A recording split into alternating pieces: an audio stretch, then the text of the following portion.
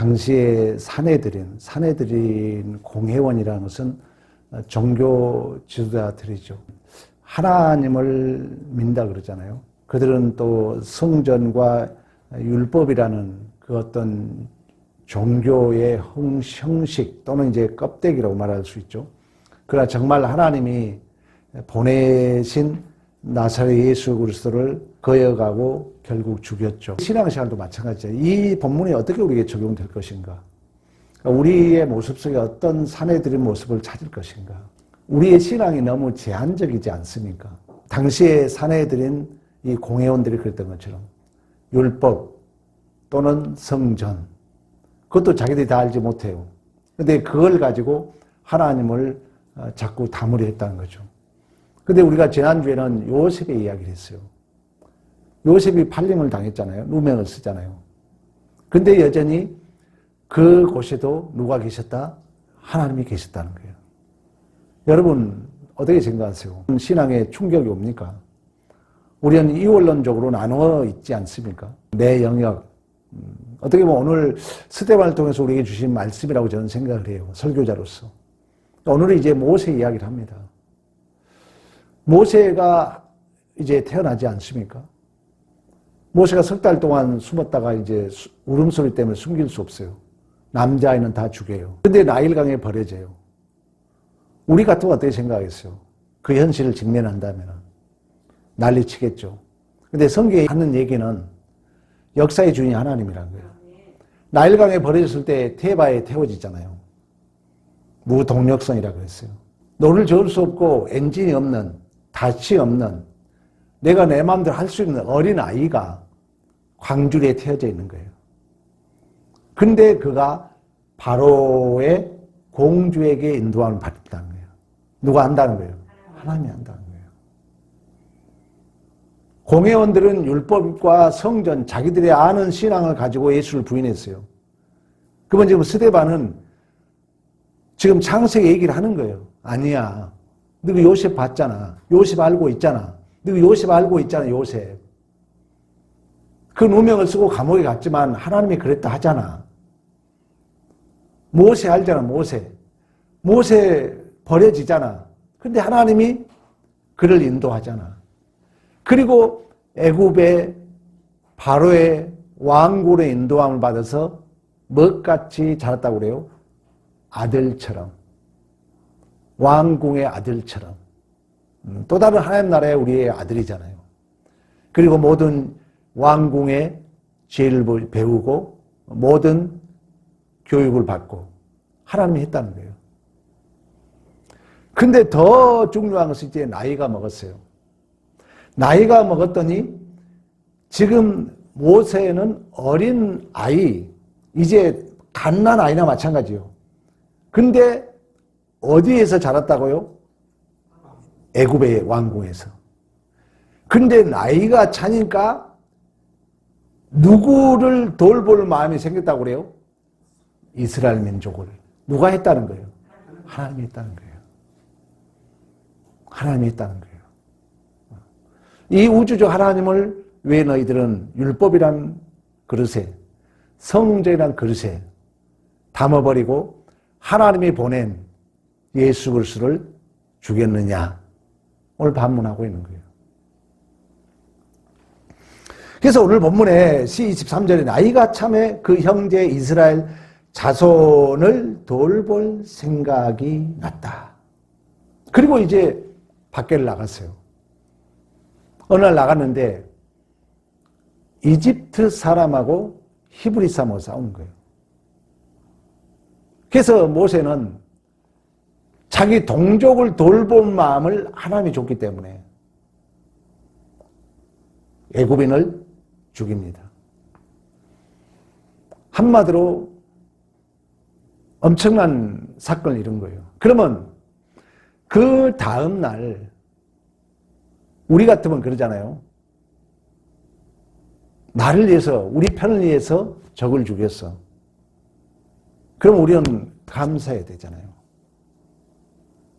근데 당시에 모세는 지금 얘기를 끌고 가고 있는 거예요. 우리를, 자기들을 구원시켜 줄 수 있게 감사해야 될 거 아니에요. 왜? 이집트인하고 히브리하고 싸울 때 모세가 애굽인을 죽이고 이집트인을 죽이고 히브리인을 살렸다는 거예요. 자기 민족을 구원해 준 거 아닙니까? 자기 형제를. 그러면 감사해야 되잖아요. 근데 그들이 싸우다가 모세가 말리니까 뭐랍니까? 누가 너를 관리 재판장으로 우리를 위해 세웠느냐. 또 모세를 거역하는 거예요. 오늘 본문 얘기죠. 그래서 이제 모세는 결국 그러한 문제로 말미암아 광야로 도망을 갑니다. 광야 도망가서 이제 또 훈련을 받아요.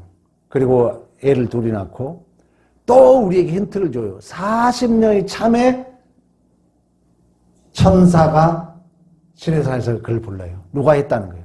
하나님이 했다는 거예요. 하나님은 무소부재하다는 거예요. 어떤 환경, 어떤 조건에 있다 할지라도. 근데 우리는 왜 신앙생활이 여러분 안 되죠? 여러분이 칼질하잖아요. 이 부분은 아니야. 이 부분은 기야. 내가 옳으면 순종하고 내가 틀리면 아니고. 이건 기독교가 아니라는 거죠. 당시에 바리새인들이 그랬다는 거예요. 내가 알고 있는 하나님으로, 내가 믿는 하나님으로 당시의 종교 지도자들이 결국 예수를 부인하고 죽이고 오늘 본문에 모세를 부인했던 것처럼. 그래서 가시떨기 나무에서 그를 불러요. 우리 여러분 알죠? 이 가시떨기 나무 해석 알잖아요.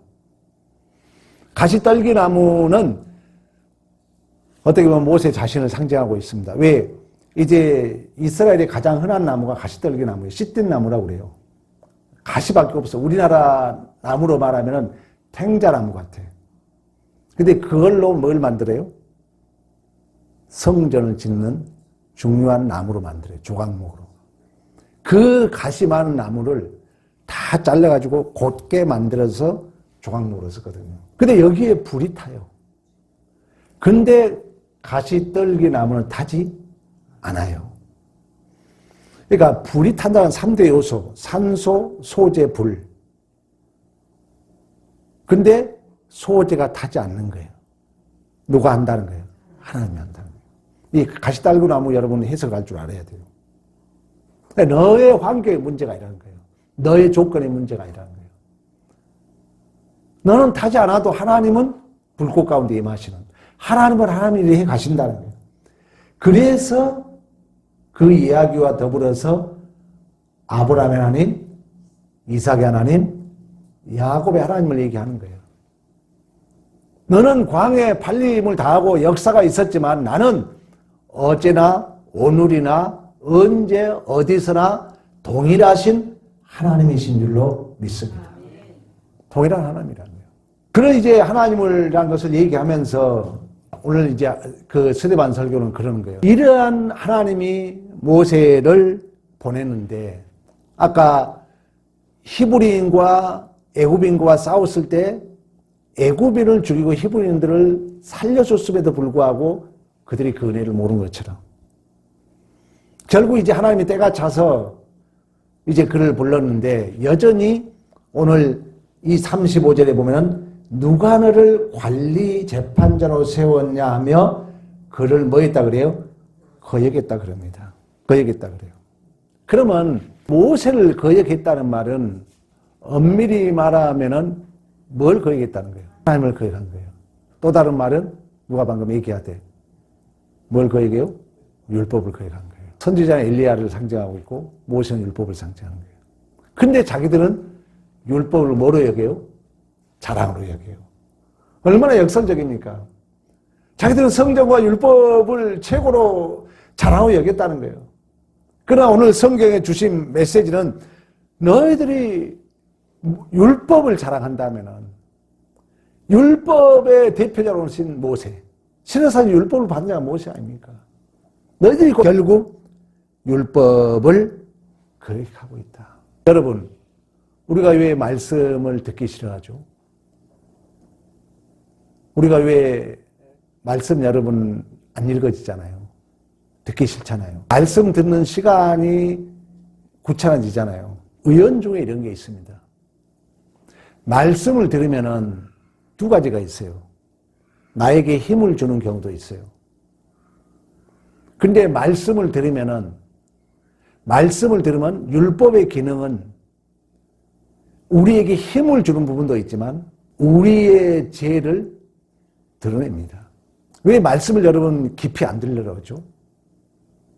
말씀을 정말 깊이 들으면은 이 말씀은 율법의 기능을 하잖아요. 반드시 말씀을 바로 들으면은 두 가지예요. 물론 그 말씀이 나에게 위로와 격려를 줄 수 있어요.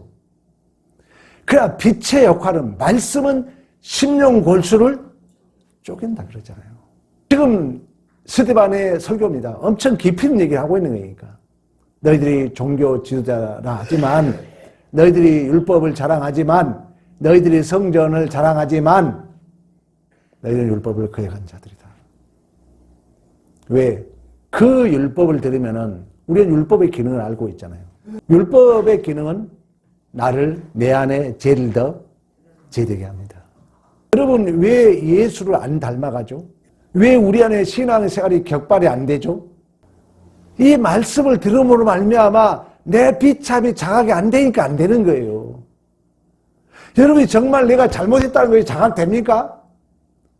내 얼음으로 얼버무려 버리잖아요. 지금 종교 지도자처럼 거역해 버리잖아요. 그러니까 나는 항상 틀린 게 있어 없어? 없는 거예요. 내 신앙이 안 변해요. 왜? 말씀을 안 받아들이니까. 율법이 정말 여러분 심령을 쪼갭니까? 아, 내가 이거 잘못했다고 자각이 됩니까? 된다면 당연히 우리는 성장해야죠. 우리는 당연히 우리의 예수를 붙들어야죠. 그리고 예수의 충만이 우리 안에 충만케 될 줄로 믿습니다. 그러나 요한복음 1장에서 말씀하고 있는 것처럼 어두운 빛을 싫어합니다. 그래서 이 말세가 되면은 말씀을 듣기 싫어합니다. 우리의 윤리 도덕이 너무 강하기 때문에. 그래서 말씀의 부재예요. 오늘 제가 새벽에도 그런 얘기 했던 것처럼 다 잘났다 그러잖아요. 자기가 최고라 그러잖아요. 전쟁에 이뤄놓고. 자기 잘못은 없다 그러잖아요. 왜? 말씀을 듣지 않기 때문에. 율법을 거역하고 있기 때문에. 본인들의 그러한 한마디로 자기 중심적 그 주책 삶이 율법을 거역하고 있다는 거예요. 그러니까 결국 예수를 부인하죠. 그런데 이 율법을 받아들이게 되면 반드시 율법의 기능 두 가지를 알아야 돼요. 그래서 설교를 들으면 오늘날 병폐는 뭐냐? 내 마음에 안 드는 건 우리는 딱 안 받아들여 버리죠. 내 신앙이 그런데 변한 것 같지만 그대로 있는 거예요. 전이해라고 그래요. 전이해. 나는 신앙생활 오래 했으니까 변한 것 같아. 근데 철저하게 자기중심적. 이런 삶을 여러분 게으른 삶이라 그러는 거예요. 나머지는 안 해요. 안 받아들여요, 말씀. 왜? 말씀 들으면 내 자존심 내려놔야 되거든. 내 옳았다를 내려놔야 되거든. 말씀은 두 가지거든요. 내 비참을 반드시 내가 항복해야 되거든요. 그래야 한 발짝 나갈 수 있는 거예요. 허용의 섭리가 뭐라 했어요? 허용의 섭리, 겸손하게 하고 하나님 말씀에 순종하게 하고 또다시 그 반복된 죄를 짓지 않도록. 근데 우리는 동일한 삶을 살아요. 왜? 말씀을 안 받으래요. 내 마음에서 왜 오늘 이 말씀 우리에게 하고 있겠습니까?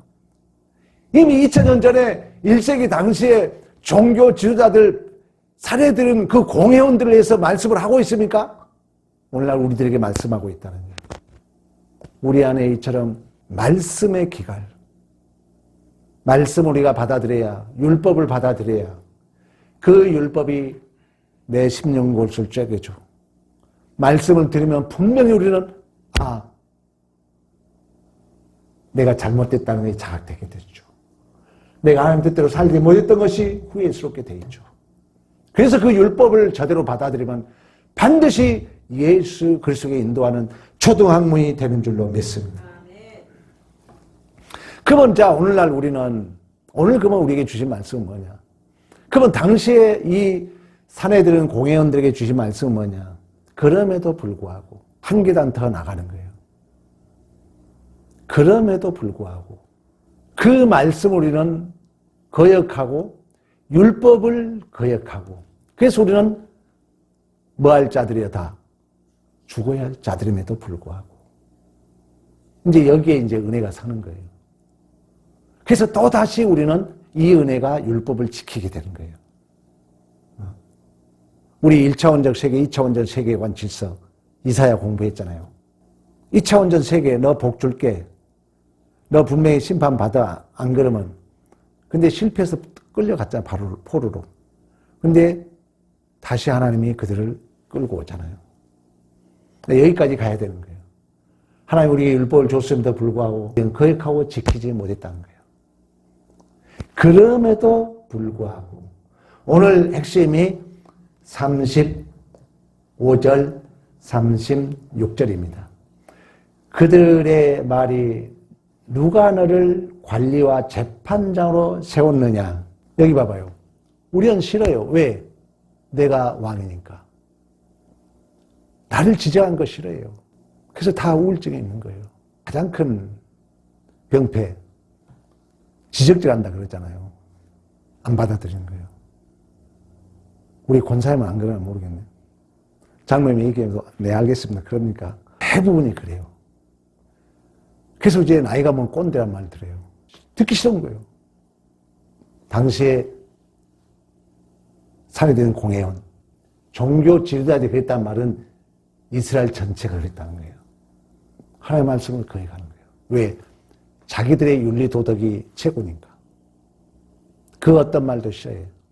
안 받아들여요. 그러니까 우리는 항상 나는 자랑으로 착각 속에 있어. 철학적으로 말하면 전이해야. 아는 것 같아. 그러나 막상 어려운 일이 오면 원망, 불평, 핑계. 안 해. 항상 그 자리에 있는 거예요. 그 자리에 맴돌고 있는 거예요. 그걸 성경은 사실 엄밀히 지옥이라 그래요. 내 안에 내가 갇혀 있는 거예요. 그런데 성경은 더 나갑니다. 그럼에도 불구하고 내가 율법을 못 지켰음에도 불구하고 못 지켜서 죽을 수밖에 없기 때문에 누굴 보냈다고요? 예수를 보냈다는 거예요. 그래서 오늘 35절, 36절 너희들이 거역했던 그 모세를 누가? 하나님이 가시떨기나무 데서 보이던 천사의 손으로 관리의 속량하는 자로 보내셨다. 너희들은 거역에도 너희들이 이뻐서가 아니라 너희들 하나님의 말씀을 거역했음에도 불구하고 너희들이 율법을 지킬 수 없음에도 불구하고 지키지 못하면 너희들은 영영 죽을 수밖에 없음에도 불구하고 하나님은 그를 속량물로 보냈다는 거예요. 36절 이 사람이 백성을 인도하여 나오게 하고 애국과 홍해와 광야에서 40년간 기사와 표적을 행하였느니라. 할렐루야. 그 일을 누가 했어요? 하나님이 하시고 오늘날은 예수가 하신 거죠. 그래서 율법을 지키라는 율법주의예요. 우리는 이제 그래서 은혜의 근거에서 지키는 거예요. 은혜의 근거에서. 예수가 율법을 이루게 한다는 의미가 그 말이야. 우리는 불순종했다는 거예요. 그럼에도 불구하고 예수님이 와서 내 죄를 위해서 속량물이 되었어요. 이 은혜를 안다면 우리는 내 가슴을 치죠. 부르지 않은 웁니다. 어머님 하루만 살아오세요. 효도하겠습니다. 우리는 이 마음으로 하나님의 말씀에 순종해야 될 줄로 믿습니다. 그래서 그 은혜가 율법을 이룬다는 거예요. 은혜가. 오늘 사도행전은 교회사잖아요. 교회사.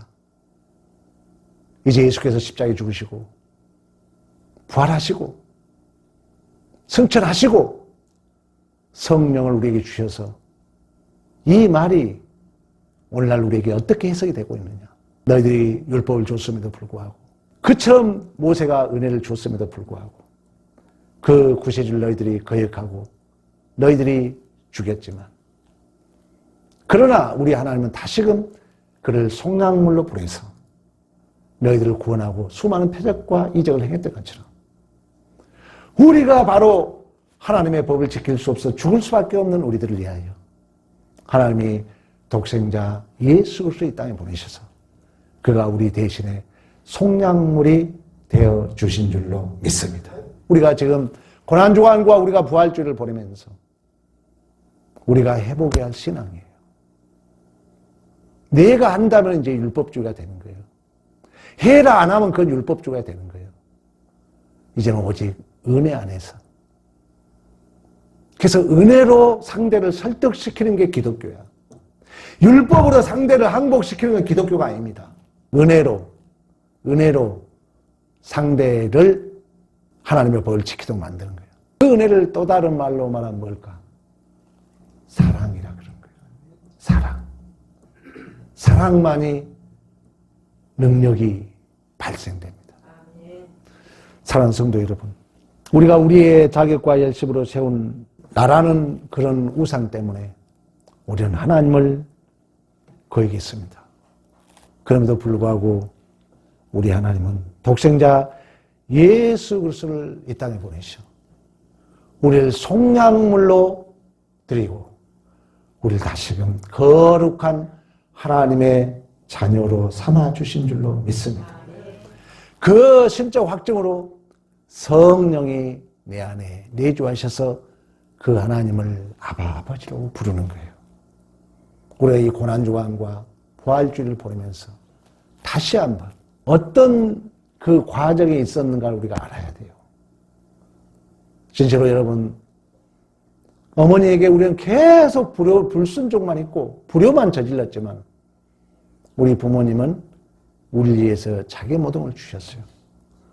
이제 어머님 제발 하루만 살아오세요. 충성하겠습니다. 여러분, 우리가 가져야 할 마음이라는 거예요. 지금 우리에게 그 기회를 주실 거예요. 딱 하루, 이 기간, 말세지만 다시 기회가 없어요. 오늘 여러분에게 주어진 그 기회, 우리 하나님 앞에 충성된 삶을 살아야 될 줄로 믿습니다. 이 믿음 속에서 여러분, 내 계획이 때로는 실패했다 할지라도 그건 거절이 아니라 하나님의 구원이 작전이 시작되는 무대라는 거예요.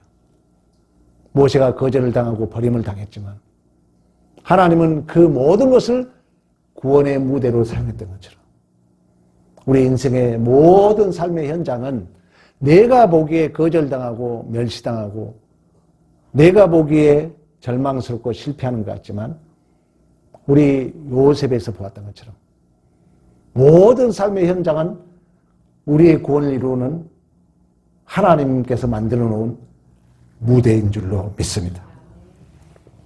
두 번째는 여러분, 광야의 일상생활 속에서 에베네셀 하나님을 묵상하며, 오늘 모세를 하나님이 아름답게 봤다잖아요. 그 아름다움이라는 것은 보시기에 심히 좋았다가 토부예요, 토부. 우리는 되게 부정적이게 강하잖아요.